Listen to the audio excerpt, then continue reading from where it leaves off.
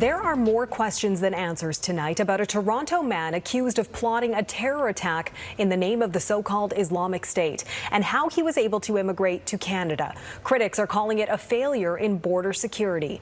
Our Ottawa Bureau Chief Mercedes Stephenson joins us now. Mercedes, what have we learned?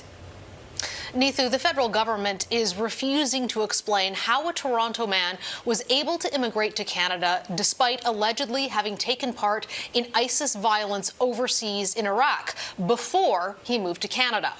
Ahmed Fouad Mustafa El-Didi is facing multiple terror charges in relation to a planned machete and axe attack in Toronto. El-Didi was also charged with aggravated assault on behalf of the so-called Islamic State, which the RCMP say took place abroad in 2015.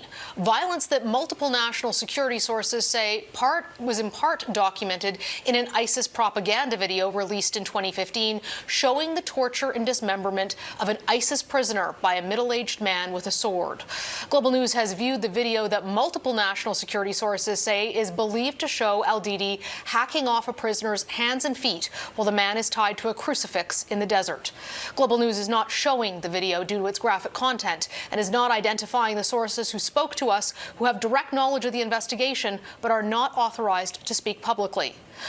Ahmed El-Didi was also arrested along with his son Mustafa in a Richmond Hill hotel. Sources say they had just finished taping a so-called martyrdom video in which they appeared with an axe and a machete as well as an ISIS flag.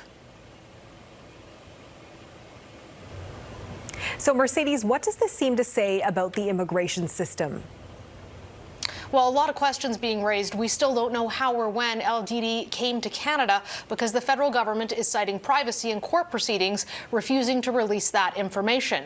We did learn that the RCMP got one thing wrong. El-Didi's 26-year-old son, Mustafa, is not a Canadian citizen, as they had stated. Kelly Sundenberg is an immigration enforcement officer who is now retired and become a professor. He says this case is deeply concerning and not the first time security screening in immigration has failed.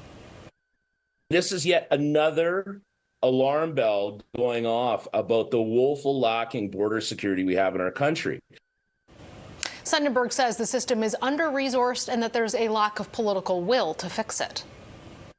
There's a lot of people who could have lost their lives because of politicking, and that should really alarm Canadians. The Conservative opposition is calling for the government to disclose what happened in this case. We need to know how somebody came into the country after being depicted on camera, allegedly doing unspeakable acts.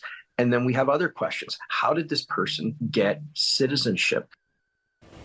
And how is this person not on national security sources' radar before the beginning of July, Neithu, which is when the RCMP said they first became aware of the concern?